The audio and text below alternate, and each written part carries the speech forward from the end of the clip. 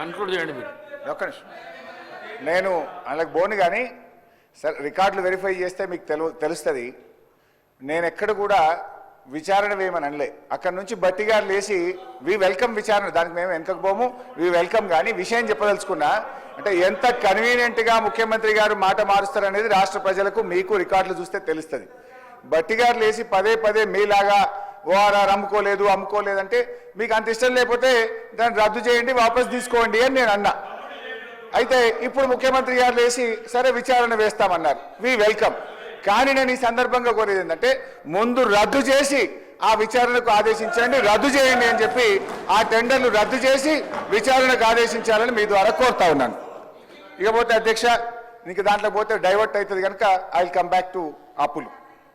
ఇకపోతే అధ్యక్ష కన్క్లూడ్ చేయండి హరీష్ రావు గారు. అరే ఎక్కడ సార్, ఇంకా సగం కూడా కాలేదు. ప్లీజ్.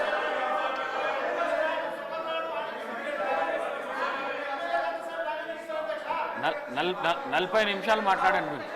అంటే ఎన్ని ఇంటరప్షన్స్ సార్? ఇప్పుడు ముఖ్యమంత్రి గారు లేచిరి, బట్టి గారు 3 సార్లు లేచిరి, పొంగులేటి గారు లేచిరి, మా రాజగోపాల్ రెడ్డి అన్న గారు లేచిరి, ఇంతమంది డిస్టర్బ్ చేస్తే నేను డిస్టర్బ్ చేసిండ్రు అంటే వాళ్ళకి ఆన్సర్ చేయడానికి టైం అంతా పోయింది కదా సార్. 40 minutes మీరు మాట్లాడింది సార్. ఇది important subject sir, important subject sir. అయితే అధ్యక్ష, గౌరవనీయులు బట్టి విక్రమార్క గారు మాట్లాడుతూ ఇప్పుడు ఏమంటారంటే మేమేదో అప్పులు కట్టామన్నారు. బీఆర్ఎస్ ప్రభుత్వ హయాంలో మేము సంపద పెంచాం, పేదలకు పంచాం. సంపద పెంచడమే కాదు పేదలకు పంచాం. అదేవిధంగా అప్పులు మేము కూడా కట్టాం అధ్యక్ష. మీరు వారసత్వంగా ఇచ్చినటువంటి అప్పులు మేము తిరిగి కట్టాం. మా ప్రభుత్వ హయాంలో చేసిన అప్పులు కూడా తిరిగి కట్టాం. మా 9.5-10 ఏళ్ల పాలనలో దాదాపు 3 లక్షల కోట్ల రూపాయల అప్పులు మిత్తిలు బీఆర్ఎస్ ప్రభుత్వం తిరిగి చెల్లించింది.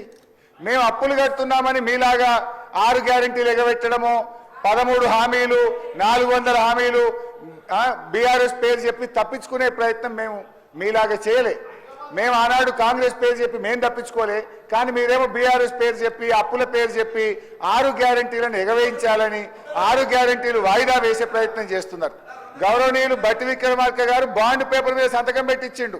ముఖ్యమంత్రి గారి సంతకం బాండ్ పేపర్ మీద, బట్టి గారి సంతకం 100 రోజుల్లో 6 గ్యారెంటీలు అమలు చేస్తామని చెప్పి ఇవాళ ప్రజల్ని మోసం చేసింది కాంగ్రెస్ పార్టీ. ఏమైంది? మహాలక్ష్మి 2500 ఏమైంది? అవ్వాతాతల 4000 పెన్షన్ ఏమైంది? రైతు భరోసా 15,000 ఏమైంది? విద్యార్థి భరోసా కార్డు 5 లక్షలు ఎక్కడ పోయింది? 100 రోజులు కాదు 365 రోజులైనా మీ గ్యారెంటీలు అమలు కాక ప్రజల్లో వెళ్ళలేక రోజు రోజుకు మీ గ్రాఫ్ పడిపోతున్న పరిస్థితి ఉంది. సో మేము ఆ రోజు 10 ఏళ్లలో దాదాపు 3 లక్షల కోట్ల అప్పులు తిరిగి చెల్లించుతూనే మేము ఎన్నికల్లో హామీ ఇవ్వకపోయినా 73,000 కోట్ల రూపాయలు రైతు బంధు ఇచ్చాం. దాదాపు 6,000 కోట్లు రైతు బీమా ఇచ్చాం.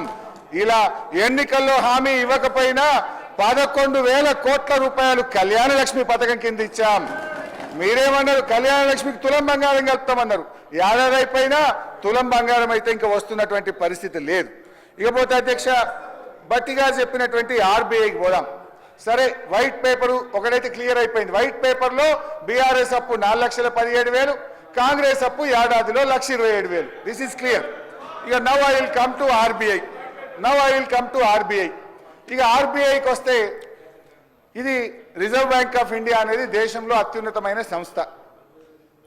ఆర్బీఐ చెప్తున్న అనేక విషయాల్లో ఇవాళ ఇవన్నీ కూడా రికార్డ్స్ కూడా ఉన్నాయి. గౌరవనీయులు వారి దగ్గర బుక్ కూడా ఉంది. కావాలంటే పేజ్ వైజ్ కూడా నేను వారికి పంపిస్తాను, పేజ్ నెంబర్ కూడా చెప్తాను. ఆర్బీఐ రిపోర్టు 10 ఏళ్ల బీఆర్ఎస్ పాలనలో కొన్ని విషయాలు చెప్పింది. అన్ఎంప్లాయ్మెంట్ రేట్ 2013-14లో ప్రతి 1000కి 65 ఉంటే మేము దిగిపోయే నాటికి అది 35కు తగ్గించాం. అన్ఎంప్లాయ్మెంట్ ఇన్ అర్బన్ ఏరియాస్ ప్రతి 1000కి 94 ఉంటే మేము దిగిపోయే నాటికి దాన్ని 73కు తగ్గించాం. పావర్టీ ఇండెక్స్ మేము అధికారంలోకి వచ్చినాడు 13.18% ఉంటే మేము దిగిపోయే నాడు 5.88%. అదేవిధంగా పర్ క్యాపిటా ఇన్కమ్ 3,56,564కు 1,24,000 నుంచి పెంచాం. జిఎస్డిపి 4,08,000 నుంచి 15 లక్షల కోట్లకు పెంచాం. అగ్రికల్చర్ జీవీఏ 47.9 వేల కోట్ల నుంచి 1,02,000 కోట్లకు పెంచాం. మ్యానుఫ్యాక్చరింగ్ జీవీఏ 57,000 కోట్ల నుంచి 1,23,000 కోట్లకు పెంచాం. ఇండస్ట్రీ జీవీఏ 1,02,000 నుంచి 2,45,000 కోట్లకు పెంచాం. Gross sown area in 1000 hectares 6,288 నుంచి 9,278కి పెంచాం. Net irrigated area in 1000 hectares 2,289 నుంచి 3,866 హెక్టార్లకు పెంచాం. రైస్ ప్రొడక్షన్ ఇన్ 1000 టన్స్ 5,755 నుంచి 3 అంతలకు పైగా 16,874 కోట్లకు పెంచాం. Food grain production in 1000 tons 9,142 నుంచి 20,276 టన్స్ కు పెంచాం. క్యాపిటల్ ఇన్వెస్ట్మెంట్ 90,71,000 కోట్ల నుంచి 1,87,82,000 కోట్లకు పెంచాం. ఓన్ ట్యాక్స్ రెవెన్యూ 29,000 నుంచి 1,31,000 కోట్లకు పెంచాం. Per capital availability of power 1,151 kilowatt hour నుంచి 2,398 కిలోవాట్ అవర్ కు పెంచాం. క్యాపిటల్ ఎక్స్పెండ్ ఇంకా చాలా ఉన్నాయి సార్.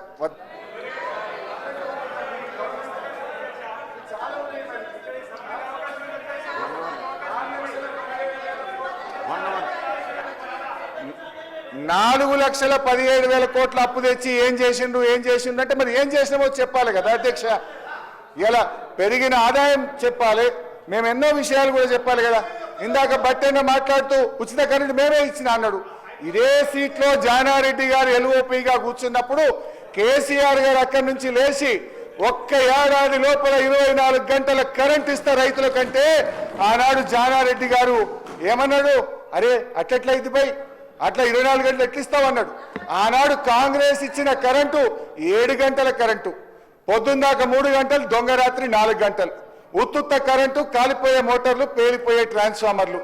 ఇవాళ 24 గంటల కరెంట్ ఇచ్చింది ఇవాళ బీఆర్ఎస్ ప్రభుత్వం అధ్యక్ష. ఈరోజు బాధ కలిగేది ఏంటంటే రేవంత్ రెడ్డి గారు కానీ ఈ ప్రభుత్వం ఏం చేస్తుంది, మేమేదైనా ప్రశ్నిస్తే మమ్మల్ని దబాయించుడు, ఎంక్వైరీల పేరు మీద అక్రమ కేసులు పెట్టుడు, ఇదే కదా మీరు చేసేది. ఇవాళ మా కేటీఆర్ గారి మీద అన్యాయంగా రాష్ట్రం కోసం ఆయన పనిచేస్తే, రాష్ట్ర ఇమేజ్ను పెంచే ప్రయత్నం చేస్తే కేటీఆర్ గారి మీద కేసు పెడుతున్నారు. మహేశ్వర్ రెడ్డి గారు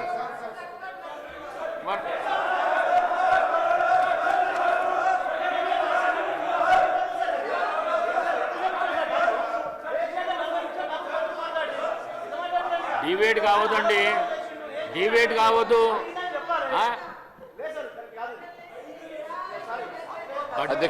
బడ్జెట్ మీద చర్చ నడుస్తున్నది, కేటీఆర్ గురించి చర్చ నడుస్తున్నదా?